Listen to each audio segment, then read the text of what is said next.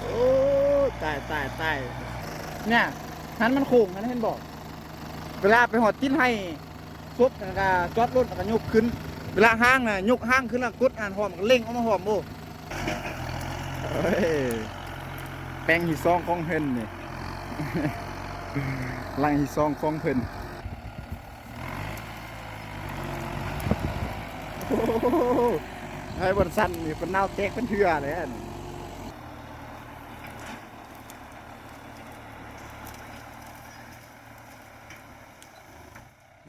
มาสักกลุ่มละ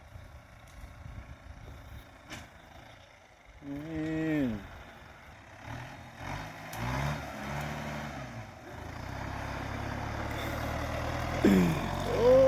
ตายตายตาย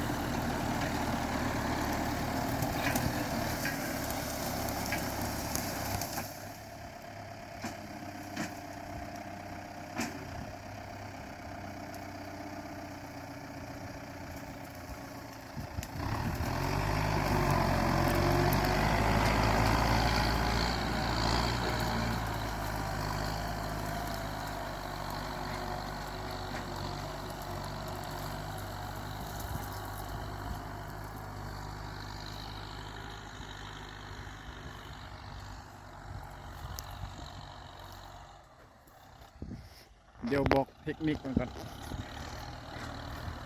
เนี่ยจดกันไปหอดติ้นให้น่ะเนี่ยหันมันโค้งนะเห็นบอกเวลาไปหอดติ้นให้ซุบแล้วก็จอดรถแล้วก็ยกขึ้นเวลาห้างน่ะยกห้างขึ้นแล้วกดอ่านหอมก็เล่งออกมาหอมโอ้คันยกแล้วเราจะค่อยเล่งออกเห็นบอกเมื่อกี้มันไล่น่ะห้างกับนั่นน่ะยกห้างปุ๊บก็กดอ่านมากดอ่านมาไปแล้วก็เที่ยวยกห้างกันเล่งออกมาเลย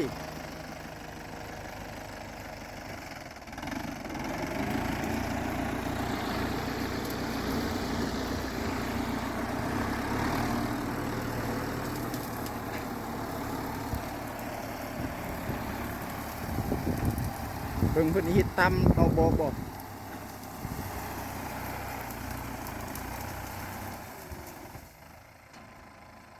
ยกฮะกดมายกห้างเล่งยกสูงๆห้างน่ะสันโอ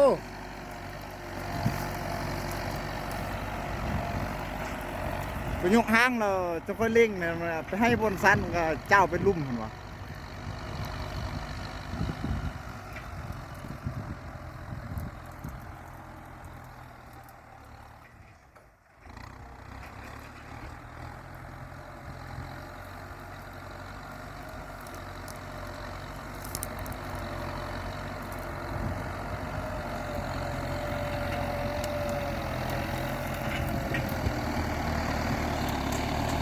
ยกขึ้นยกขึ้นยกขึ้น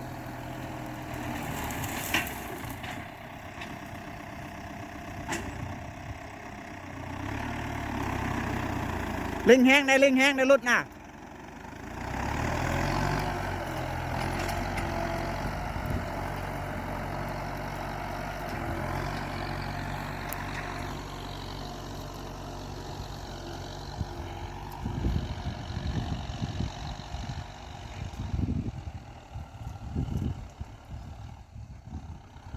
โป่งสุดให้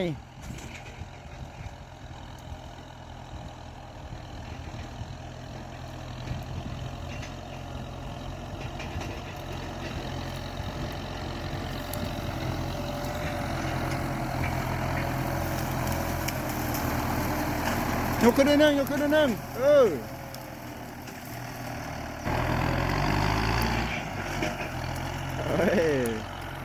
ลงที่ซองของเพิ่นนี่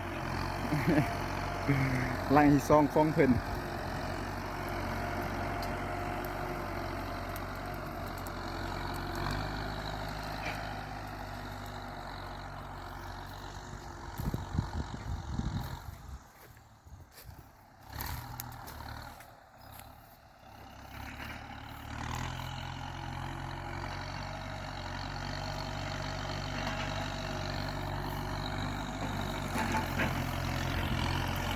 เจอกัน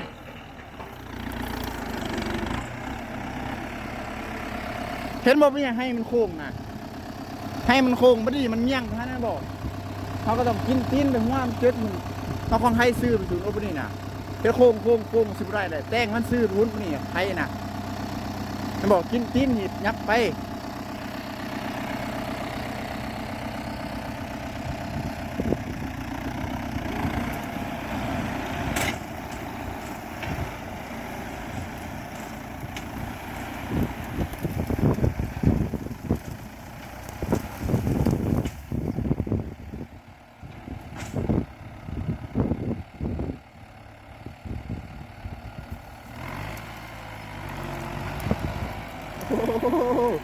ให้บนสั้นมีคนเน่าแจ๊กเป็นเถื่อเลยอัน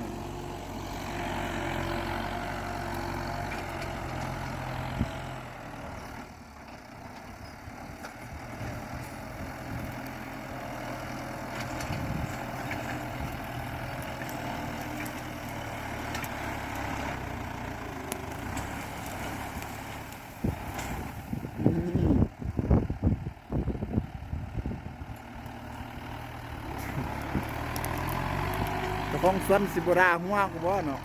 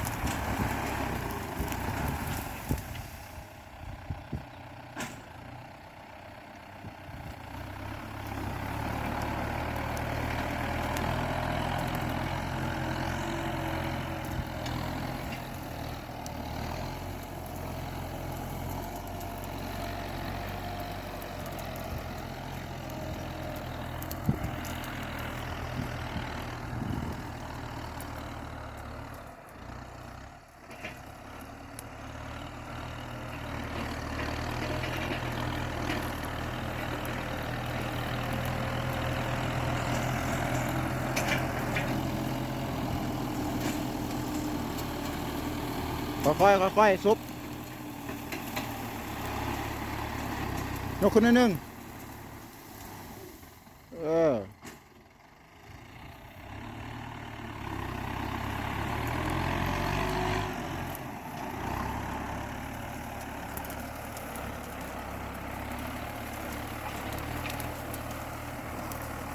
กินข้าวกันโอเคทุกคนเดี๋ยวพักกินข้าวแล้วมาส้มอีพีต่อไปบ๊ายบาย